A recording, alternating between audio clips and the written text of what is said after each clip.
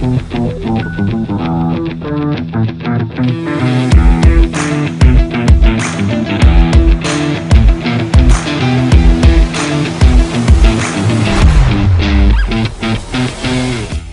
datang di Perantara, program persembahan Kantor Berita Antara yang menjadi perantara Anda dengan cerita sebenarnya bersama saya, Cahya Sari.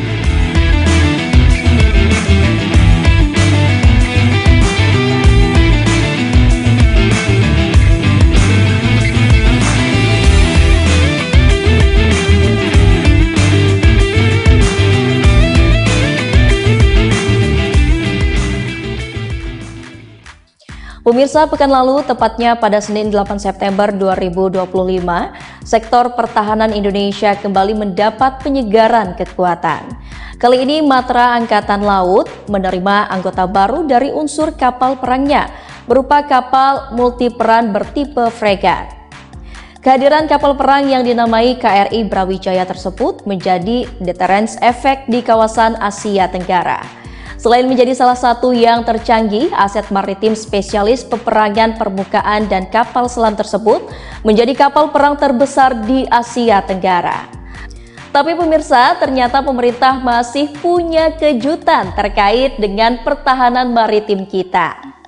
Kesuksesan Kementerian Pertahanan mengakuisisi dua kapal perang dari Italia, yakni KRI Brawijaya dan KRI Prabu Siliwangi, akan berlanjut dengan pembelian kapal induk loh pemirsa.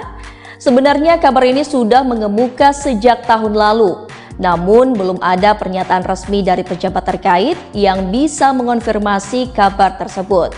Nah, baru kali ini, tepatnya saat upacara kedatangan KRI Brawijaya di Tanjung Priok, Jakarta, Kepala Staf TNI Angkatan Laut Laksamana TNI Muhammad Ali bersuara soal pengadaan kapal induk untuk pertama kalinya bagi Indonesia.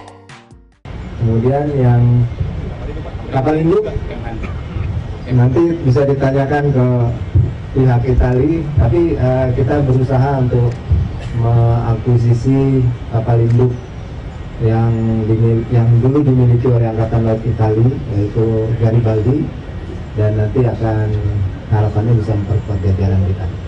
Dan lebih kita gunakan untuk OMSP, operasi militer selain perang, tapi bisa juga digunakan untuk operasi militer untuk perang.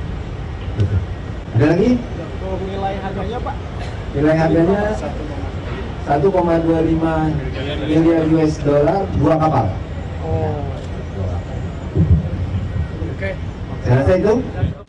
Jika rencana ini terwujud, maka keputusan pembelian kapal induk akan menjadi langkah bersejarah bagi militer dan pertahanan Indonesia. Proyeksi pertahanan maritim Indonesia akan berubah, yakni mengarah pada doktrin Blue Water Navy. Dalam pemetaan kekuatan maritim dunia dikenal tiga paradigma pemirsa. Pertama, ada Brown Water Navy, yakni penggelaran kekuatan perairan pada area sungai atau perairan di wilayah daratan. Lalu di atasnya ada Green Water Navy, yakni kekuatan maritim dengan kemampuan penggelaran di area perairan lepas pantai dan pertahanan nasional. Terakhir ada Blue Water Navy, di mana kekuatan maritim sebuah negara sudah mampu digelar di perairan global dan biasanya memiliki armada yang sangat besar untuk mencapai kawasan di benua lain. Kekuatan maritim berkapabilitas Blue Water Navy identik dengan keberadaan kapal induk. Dari pernyataan Kasal mengenai pengadaan kapal induk, ada beberapa poin yang patut disoroti pemirsa. Pertama, kapal induk yang rencananya dibeli berasal dari Italia, statusnya kapal bekas pakai Angkatan Laut Italia ya pemirsa. Kapal tersebut ialah ITS Giuseppe Garibaldi dengan nomor lambung 551. Garibaldi sudah dipensiunkan dari kedinasan AL Italia pada Oktober 2024. Setelah dioperasikan sejak September 1985 atau hampir 4 dasawarsa.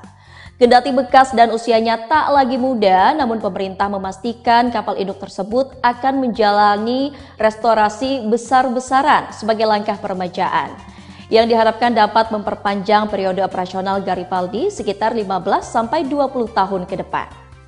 Hal ini juga dikonfirmasi Vincantieri, galangan kapal kenamaan asal Italia itu menyebutkan Jika pemerintah Indonesia menyetujui pembelian ITS Garibaldi, maka pihaknya akan membantu proses restorasi menyeluruh, mulai dari struktur kapal, modifikasi flight deck, hingga penggantian sistem operasi menjadi lebih modern. Bahkan pada gelaran Indo Defense tahun ini, Vincent Thierry sempat memamerkan mock-up ITS Garibaldi yang mendapat perubahan drastis. Hal paling mencolok ialah Island yang dikonversi menjadi 2 unit serta dek landasan yang diperlebar. Kasal Muhammad Ali juga menyebut tujuan utama pengadaan kapal induk ini untuk memenuhi kebutuhan operasi militer selain perang.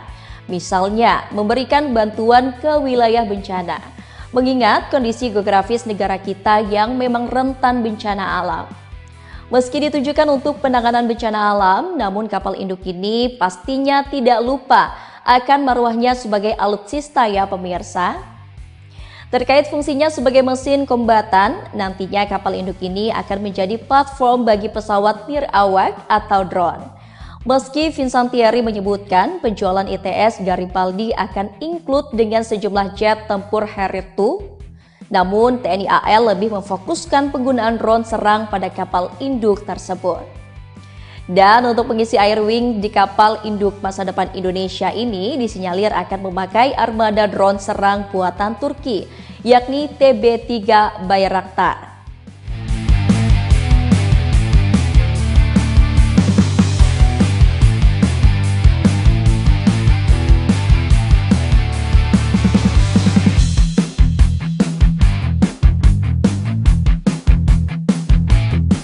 Pembelian ITS Garibaldi untuk diakuisisi menjadi kapal induk Indonesia ditaksir mencapai 20 triliun rupiah.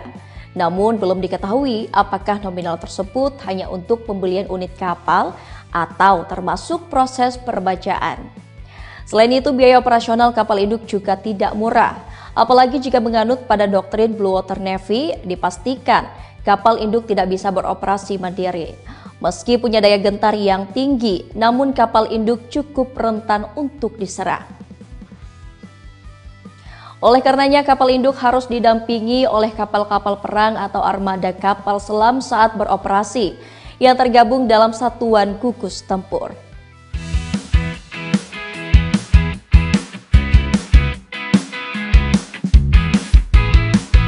Jika rencana ini benar terwujud, kira-kira ITS Garibaldi akan dinamai apa ya pemirsa? Jika merujuk pada tradisi penamaan kapal perang TNI AL, maka untuk kapal induk akan dinamai berdasarkan nama kerajaan maritim di masa lampau.